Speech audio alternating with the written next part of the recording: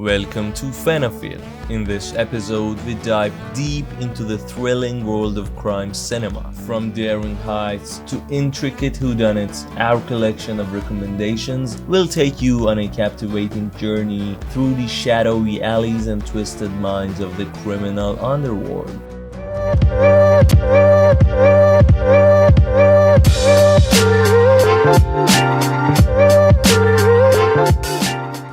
Number 10. Blue Ruin is a gripping and intense indie thriller directed by Jeremy Saulnier. The film presents a raw and realistic portrayal of revenge and its consequences, wrapped within a story of one man's desperate quest for justice. Set against the backdrop of a small-town America, Blue Ruin follows the journey of Dwight Evans, a mysterious and troubled drifter played by Macon Blair. The narrative kicks off when Dwight receives news that the man responsible for the death of his parents is being released from prison. This revelation sets Dwight on a path of vengeance despite his lack of preparation or experience in the art of revenge. As Dwight's quest unfolds, the film explores themes of family and guilt.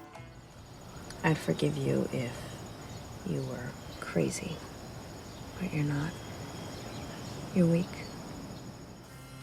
Number 9. Destroyer is a gritty and atmospheric crime drama directed by Karin Kusama. This film offers a haunting exploration of guilt, redemption, and the long-lasting impact of one's actions. At the center of the narrative is LAPD detective Erin Bell, portrayed with raw intensity by Nicole Kidman in a transformative performance. Destroyer is a slow-burn thriller that eschews conventional genre tropes in favor of a character-driven narrative. It's a film that challenges the audience to confront difficult questions about identity, morality, and the nature of redemption. While it may not be for everyone due to its dark and uncompromising tone, Destroyer is a bold and thought-provoking exploration of the human condition, anchored by a powerhouse performance from Nicole Kidman.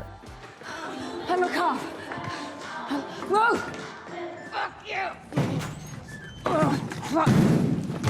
Number 8. The Limey is a stylish and unconventional crime thriller directed by Steven Soderbergh. With its fragmented narrative and innovative visual style, the film offers a unique and compelling take on the genre, anchored by a standout performance from Terence Stamp in the lead role. At its core, The Limey tells the story of Wilson, a British ex-convict played by Terence Stamp, who travels to Los Angeles seeking answers about the death of his daughter Jenny.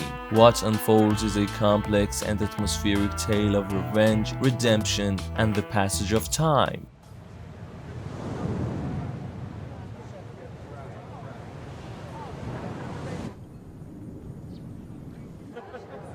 Number 7. Le Trou, or The Hole, is a French prison-scape drama directed by Jacques Becker. It stands as one of the quintessential films in the genre, renowned for its realism, tension, and meticulous attention to detail. Based on a true story, Le Trou follows the meticulously planned escape attempt of 5 prisoners from the notorious La Santé prison in Paris. What sets Le Trou apart is its emphasis on realism and authenticity. Director Jacques Becker drew upon his own experiences as a prisoner of war to recreate the claustrophobic atmosphere of life behind bars. The film's stark black and white cinematography and minimal use of music enhance the sense of gritty realism, immersing the audience in the oppressive environment of the prison.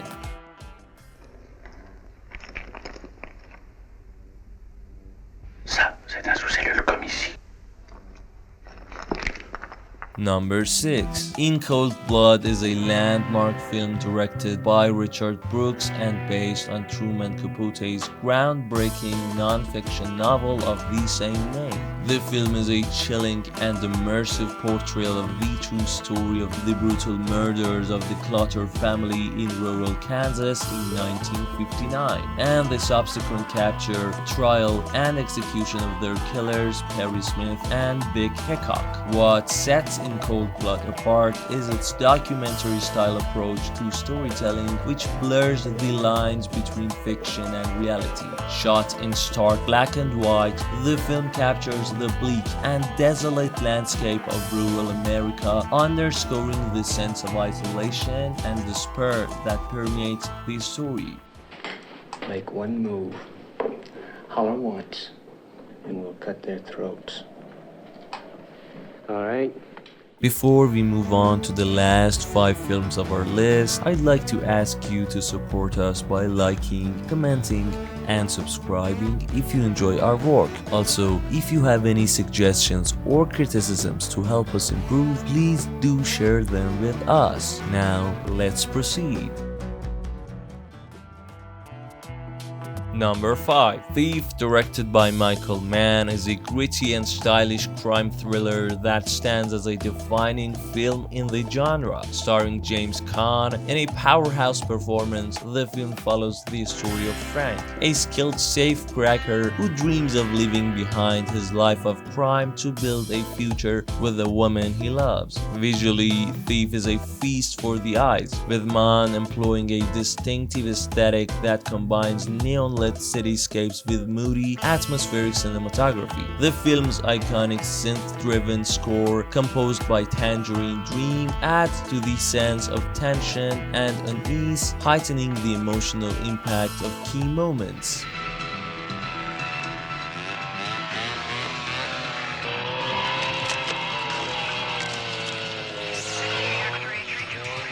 Number 4. Rififi, a French crime drama directed by Jules Dassin, remains a seminal masterpiece in the heist genre since its release in 1955. This landmark film captivates audiences with its gripping narrative, intricate plot, and a stunningly executed central heist sequence that has become legendary in cinema history. Rififi also explores themes of loyalty, betrayal, and the consequences of criminality, as the characters grapple with their own moral ambiguity and the ever-present threat of violence. The film delves into the complexities of human nature and the allure of forbidden desires.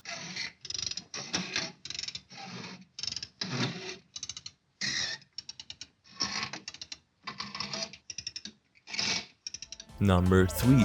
The Long Goodbye, directed by legendary Robert Altman, stands as a quintessential entry in the genre of neo-noir crime dramas. Based on Raymond Chandler's novel of the same name, the film follows the unorthodox private detective Philip Marlowe, portrayed by Elliot Gould, as he becomes embroiled in a complex web of deceit and betrayal in 1970s Los Angeles. What sets The Long Goodbye apart is its subversive approach to the traditional detective story. Director Robert Altman and screenwriter Lee Brackett imbue the film with a sense of postmodern irony, deconstructing the conventions of the genre while simultaneously paying homage to them. Elliot Gould's portrayal of Marlowe is a revelation as he brings a laid-back and cynical charm to the character, subverting the hard-boiled detective archetype. Now that looks just like my Thanksgiving Day dinner. You're Philip Marlowe. You don't look like your picture. Thank you very much. I'm Eileen Wade.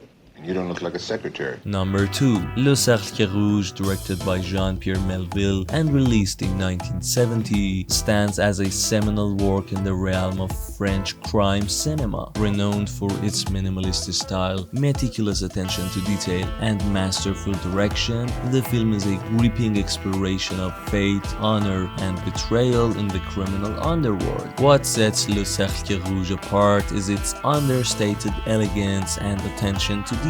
Jean-Pierre Melville, known for his minimalist style and meticulous craftsmanship, creates a world of quiet intensity and brooding atmosphere. Every frame of the film is imbued with a sense of tension and foreboding. As the characters move through the shadowy underworld of Paris, their actions guided by a sense of fatalism and inevitability.